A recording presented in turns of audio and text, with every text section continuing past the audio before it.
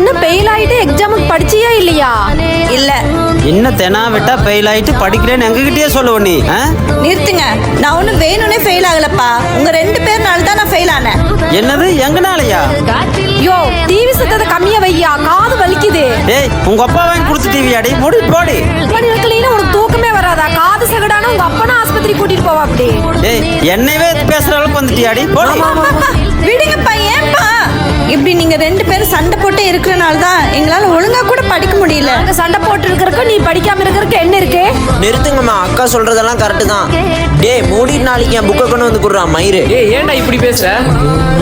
டேய் மச்சான் சாரிடா, இப்பெல்லாம் எங்க அப்பா அம்மா பேசுறது பார்த்து பார்த்து என் வாயில தானாவே வந்துருச்சுடா. அம்மா அப்பா ஒரு விஷயத்த புரிஞ்சுக்கோங்க, நாங்க 2 பேரும் இன்னும் குழந்தைங்க தான். நீங்க 2 பேரும் என்ன பண்றீங்களோ அதை பார்த்து கத்துக்கிட்டு தான் நாங்களும் பண்ணுவோம். இனிமேலாச்சும் திருந்தி தொலைங்க. வளரு